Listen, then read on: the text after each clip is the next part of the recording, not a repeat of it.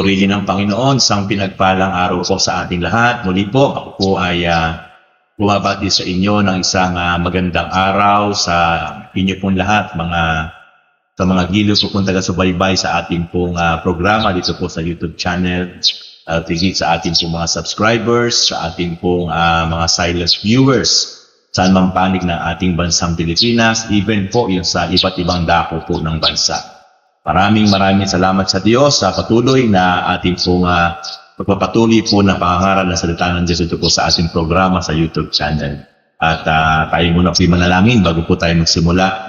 Lord, maraming salamat sa oras po ito, Father God. Salamat sa pribilehiyo na muli po ay magamit po ng inyong lingkod ang YouTube platform upang patuloy po, Lord, na makapaghayag ng inyong salita na maging daan, Panginoon Lord, ang pagpapalang espiritual, kalaguang espiritual at pagkaunawa, Panginoon God, ng marami, Panginoon God, makakapanood, makakapakinig sa programa ito. Salamat po, Lord. Gabayan niyo po ang inyong lingkod, samahan niyo po ang inyong lingkod, Father God, sa pamamagitan po ng kapangyarihan ng Banal na Espiritu. Ito po ang aking dalangin. In Jesus' name, Amen and Amen. Praise God. Muli po, tayo po ay magsimula na po na mangaral po ng salita ng Diyos. At bago po pala ang lahat ay ako po ay humihiling po sa inyo na tayo po ay mag-subscribe sa channel po natin, sa Pastor Ron Yepes, at ating rin pong i-hit yung pong notification bell para updated po tayo sa ating pong mga bagong mga ina-upload po na mga videos dito po sa ating YouTube channel. Sige po, tayo po yung magsimula na po sa ating pong pag-aaral, pag-ipinig na kanyang buhay at makapangyarihang salita ng Diyos. Okay, sige po, sa oras na ito ay ang ating pong topic ngayon sa oras na ito may pamagat po na right response in different situation. Alam niyo po, napakahalaga po na tatama po yung ating tugon sa bawat iba't ibang sitwasyon ng ating kinakaharap sa buhay. Kapag hindi po tumama yung ating tugon sa bawat sitwasyon na ating kinakaharap, ito po ay magdudulot ng malaking negative situation sa ating buhay. Magiging miserable ang ating buhay, magiging miserable ang ating sitwasyon kapag naging mali po yung ating tugon in different situation in our life. Kaya po, napakahalaga po na tumama yung ating pong magiging tugon sa iba't ibang sitwasyon na ating pong mararanasan sa ating pong buhay. Okay, ang kauna-unahan po na nais ko pong ituro sa inyo, ito pong sinasabi na in times of anxiety, there is peace.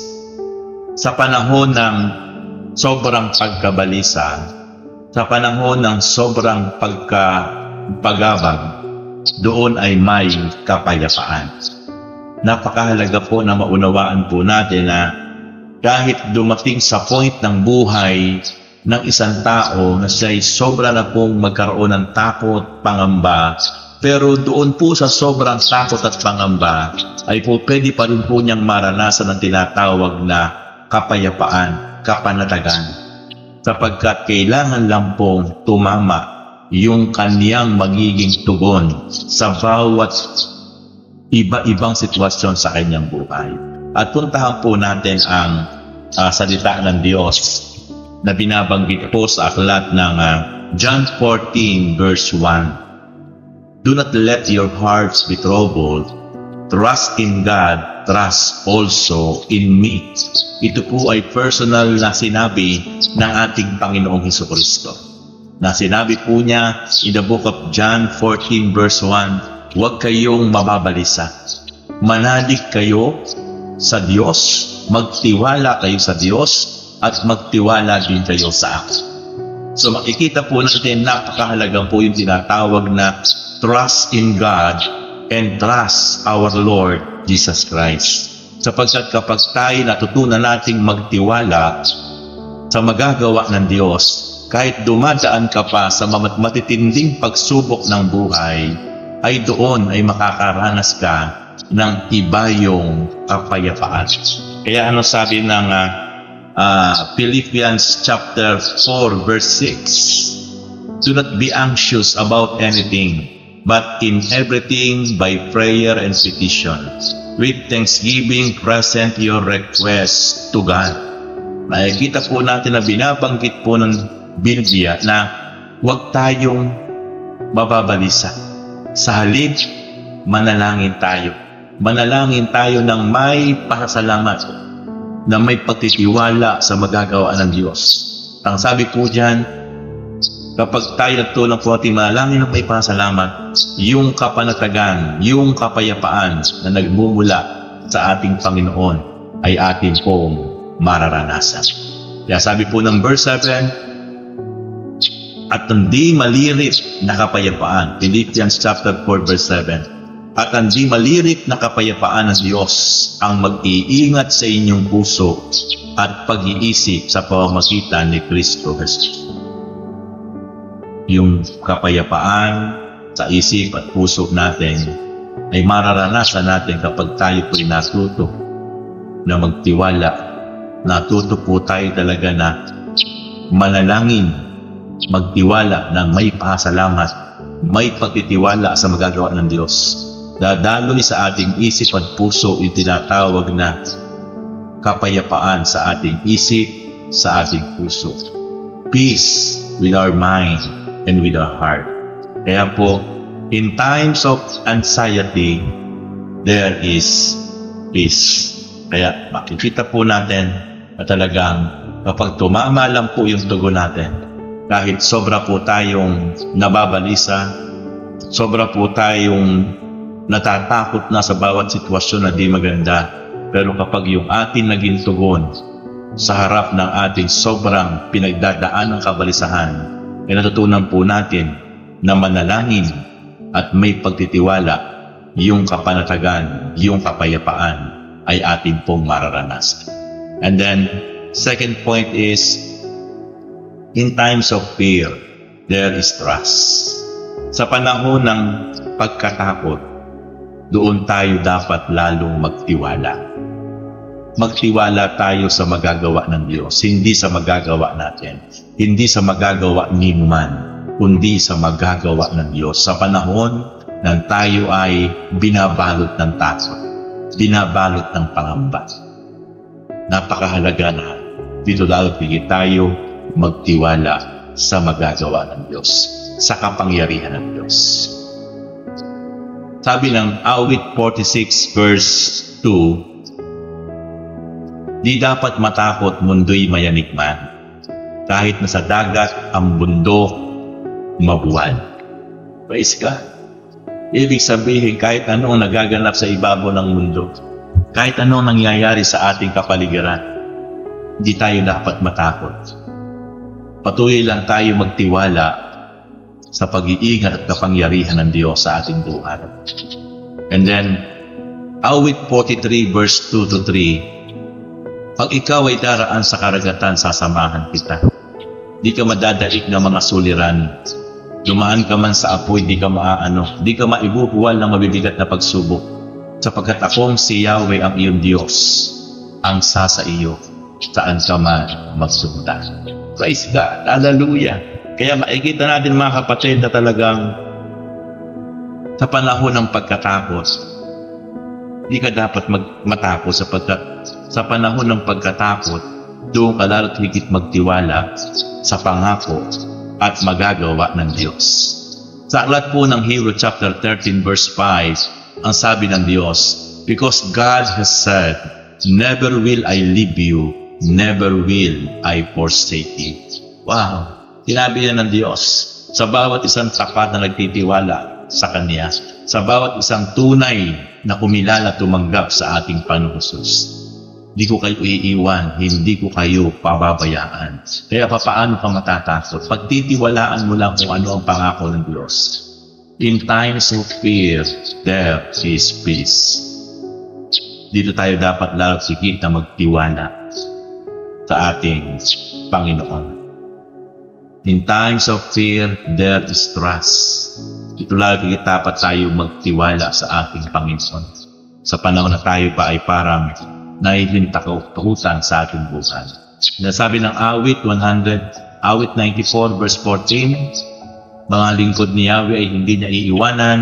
Itong mga hirang niya ay hindi niya tatalikdan. Praise God. Purihin ang Panginoon. Kapag ikaw pala ay isang taong sumusunod, naglilingkod sa Diyos, ang pangako ng Panginoon, hindi ka niya iiwan talaga. Hindi ka niya pababayaan. Hindi ka niya tatalikdan.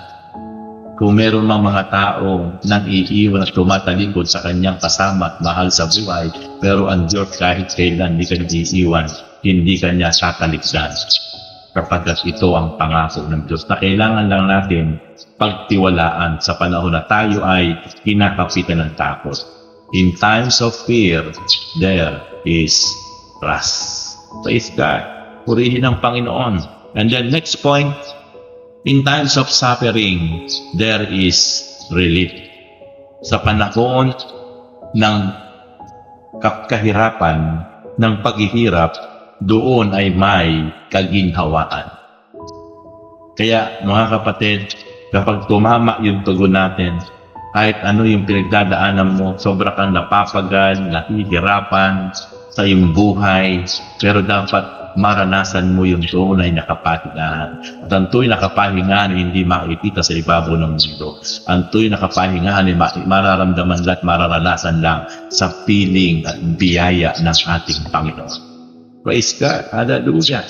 Sabi ng Panginoong Jesus sa aklat ng Matthew 11 verse 28, "Come to me, all you who are weary and burdened, and I will give you rest." Para maramdaman natin, para maranasan natin, ma-experience natin sa ating personal life yung tinatawag na kapahingahan ng ating kaluluwa, ng ating isip, ng ating puso, na para bang dumarating sa point na pagal na tayo. Ang kailangan natin, lumapit tayo sa Panginoon. Huwag na huwag tayong lalayo sa Diyos.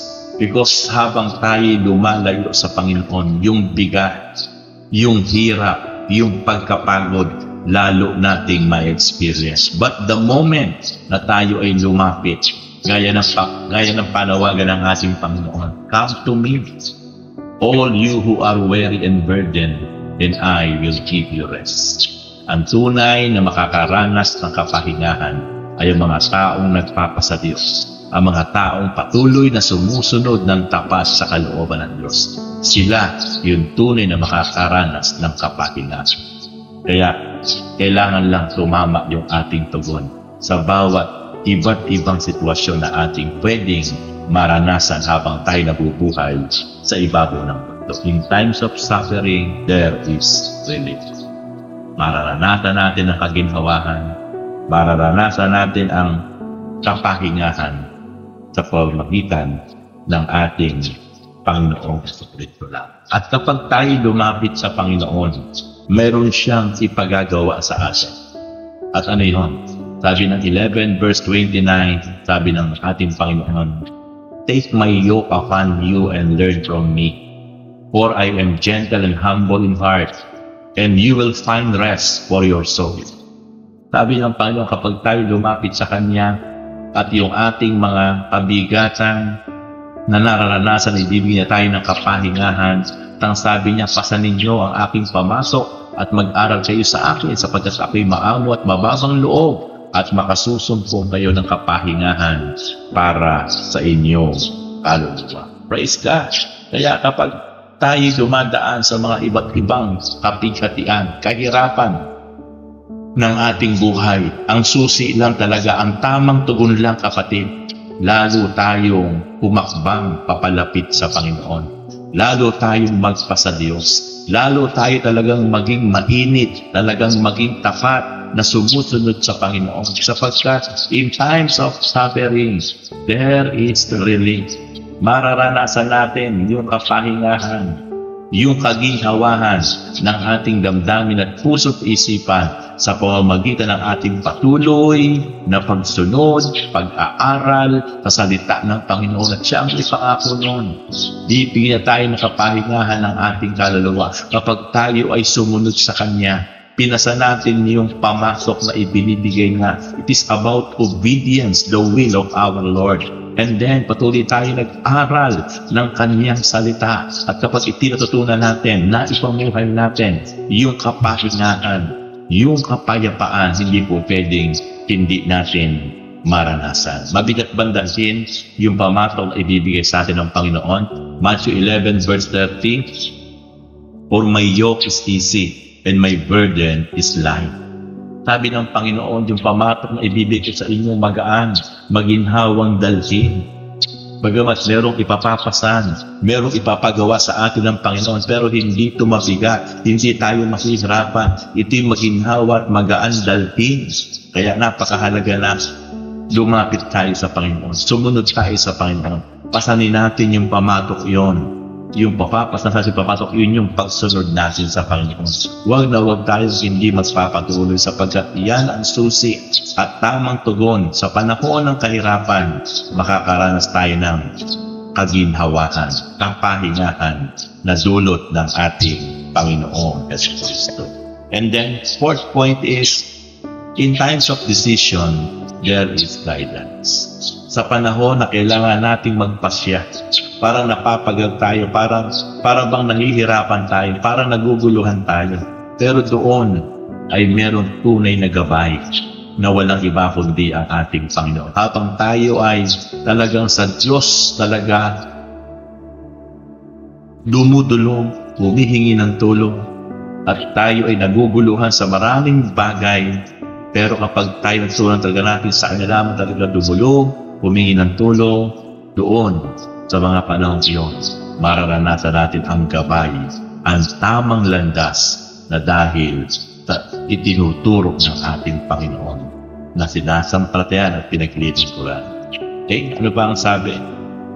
Kawikaan chapter 3 verse 6, "Sa isang guniin sa lahat mong mga balak at kanya kang itutumpak sa lahat ng iyong laban." Lahat ng ating babalakin, lahat ng ating paplanuhin, lahat ng ating gagawin, we need to consult our Lord. Kapag pinukonsulta natin higit sa lahat ang Diyos, at meron siyang gagamitin ng mga lingkod niya para gamitin sa atin, ano ba talaga yung dapat nating gawin? Itutumpak tayo ng Panginoon. Gagabayan tayo ng Panginoon.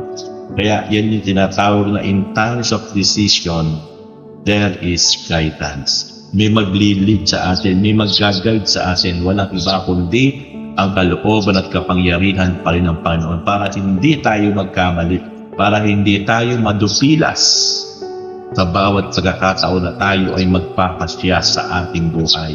Magiging tama at magiging tumpak lahat ng ating pasya sapagkat tama yung ating pagtugon. Hindi natin tinitake advantage ang Diyos sa buhay natin, kundi lagi nating iniintay ang word ni Lord, ang decision ni Lord, ang will ni Lord bago natin gawin ang isang bagay. Kaya, in times of decision, there is guidance. And then, sabi ng Kawikaan chapter 12 verse 1, "Ang taong may unawa ay tumatanggap ng payo, ngunit ayaw mapaalalahanan ang matigas yaong ulo." Kaya mga kapatid, ang tunay ng mga taong tumatanggap ng payo ay siya yung taong may unawa at matalino. Sapagkat tinatanggap niya ang mga tamang payo. Pero yung mga taong ayaw mapangalahanan, yung mga taong ayaw mapagsabihan, yung mga taong ayaw nakakaunahan, yung mga taong ayaw tinuturuan, ito yung mga tao, ito yung matitigas ang ulo at kahit kailan siya ay hindi mapapanuto. Pagkus siya lagi mapapahamak sapagkat sa lahat ng kanyang ginagawa, wala siyang ibang pinakikinggan kundi kung ano yung gusto lamang niya. Pero baliktad sa mga taong marunong makinig sa Diyos, marunong makinig ng tamang payo. Ito yung mga taong nagagahit ang buhay. Ito yung mga taong magtatagumpay sa buhay sapagkat marunong makinig, marunong sumunod sa tamang payo ayon sa kalooban ng Diyos. Times of decision, there is guidance. Praise God. Hallelujah. And then, in times of sorrow, there is comfort. Sa panahon ng kalungkutan, doon ay may kaaliwan. Praise God. Kapag tumama yung ating tugon, kapag tayo dumadaan sa mga sobrang kalungkutan ng buhay. Pero doon sa sobrang kalungkutan yun, merong kaaliwan. Anong sabi ng Bible? 2 Corinthians chapter 1, verse 3 to 5. Purihin natin ang Diyos at Ama ng ating Panginoong Jesucristo, ang mahabaging Ama at Diyos na pinagmumula ng lahat ng kaaliwan. Verse 4, inaaliw na tayo sa ating mga kapighatian upang makatulong naman tayo sa mga namimighati. Sa pamamagitan ng kaaliwan, tinanggap natin sa Kanya kung gaano karami ang tiising dinaranas namin sa pakikipag-isa kay Kristo, gayon din ang kaaliwang tinasamok namin mula sa Kanya. Praise God! Purihin ang Panginoon. Kaya makikita natin mga kapatid na sa panahon ng kalungkutan doon ay may kaaliwan.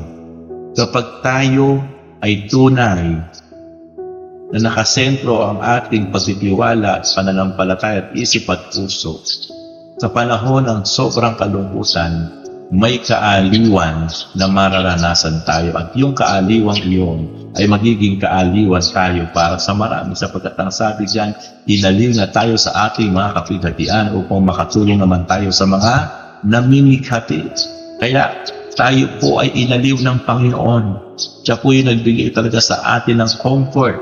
At sa panahon ng mga tao sa paligid natin ay wala sa comfort, tayo naman dapat gamitin ng Diyos para sila makaranas ng kaaliwan sa kanilang buhay.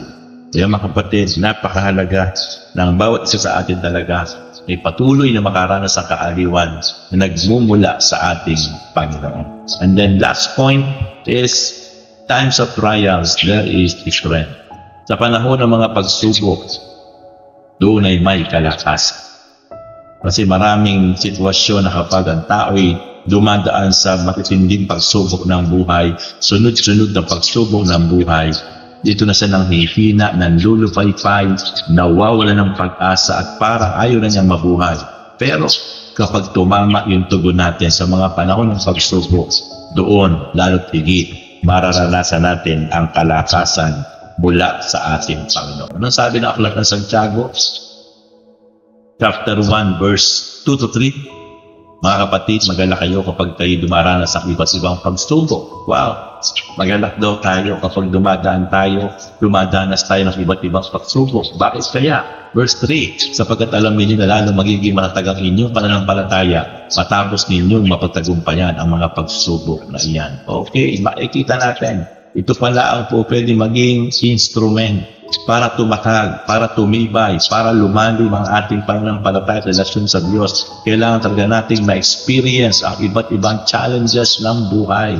Kapag dumadaan tayo sa iba't ibang pagsubok, sabi po ng salita ng Diyos, magalak kayo. Bakit? Sapagkat matapos natin itong mapagtagumpayan, dito tayo titibay, lalago, lalakas ang ating pananampalataya at relasyon sa ating Panginoon. Kaya po mga kapatid, sa panahon ng pagsubok, mabibigat na problema, dito daw tayo patuloy na magpasalamat sa Diyos sapagkat kailangan ating harapin ng may positibong pananaw, may positibong pagtitiwala na may magagawa ang Diyos sa buhay natin. And then after that, kapag ito ay na-overcome natin, napagtagumpayan natin, dito lalo't higit natin mapapasalamatan ng Diyos sa ating buhay at masasabi natin napakabuti ng Diyos sa ating buhay. At dito, lalago at lalalim ang bawat isa po sa atin.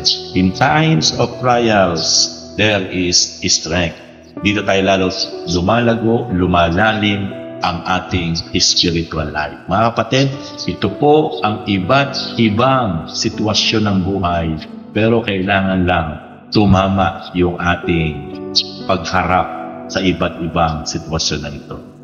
Kailangan lang maging right yung ating pong magiging pag-approach sa iba't ibang sitwasyon ng ating buhay. Kaya po, i-recap po natin, in times of anxiety, there is peace. In times of fear, there is trust. Sa panahon ng sobrang pagkabalisa, sobrang takot o nervyos, doon tayo lalo't higit na magtiwala sa Diyos. Sa panahon ng takot, doon tayo lalo't higit talaga na magtiwala sa Diyos. And then in times of suffering, there is relief. Sa panahon ng pagkatakot, doon natin mararanasan ang kaginhawaan. Sa sobrang panahon ng kahirapan, doon natin sobrang mararanasan ang kaginhawaan sa buhay. Times of decision, there is guidance. Sa panahon ng mga pagpapasya, doon ay mararanasan natin ang gabay at tulong ng Diyos.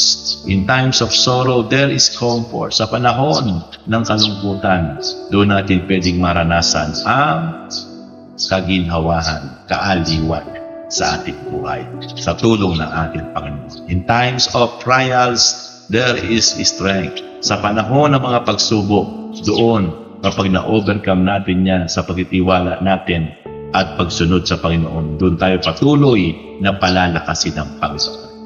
Hallelujah! Mga kapatid, muli, salamat sa ating po na pag-aralan ngayon. Muli po iti maging isang pagpapala sa ating pong spiritual life at patuloy po ito ay ating pong i-share sa ating mga FB account para po mas marami pang makapanood at matuto sa salita ng Diyos. Sige po, tayo po manalangin. Lord, salamat sa oras na ito. Pinupuri po namin kayo. Salamat sa inyong mga salita. Pagpalain niyo po si blessed Lord ang buhay ng bawat isa nakapanood ngayon sa programang ito, Pastor Ron Nieves sa YouTube channel. Kayo po patuloy pong gumawa at luminos sa buhay nila. I-bless niyo po sila, pagpalain niyo po sila, gabayan niyo po sila, pasaliglan at patuloy po, Lord, na kayo ang gumawa ng himala sa ng mga buhay, yung mga may sakit na ramdaman, physical, paghimala kayo, pagalingin niyo po sila. Yung mga may problema, Panginoon, pagsubok, challenges sa relasyonal, sa financial, Panginoon, sa iba't iba po, Panginoon, gagawin ng mga problema at pagsubok. Lord, I speak healing, I speak blessing, Panginoon, sa bawat isa. Kayo po ang patuloy pong gumalo at kumilo sa anapan. Salamat po, Lord, muli, patuloy na sa inyo po itataas, Lord, ang lahat, Panginoon, Lord, mga subscribers, mga silent viewers, O God, sa programang ito. Father God, patuloy na gumalaw kayo, pumilos kayo sa buhay nila. I-bless niyo po sila, pagpalain niyo po sila. Salamat po, Lord. Ito po aking dalangin, Panginoon, sa pangalan po ni Jesus. Amen. And praise God. Mga kapatid, ako yung lubos na nagpapasalamat sa inyo. At muli, ito si Pastor Ron Nieves na bumabati sa inyo. At God richly bless you.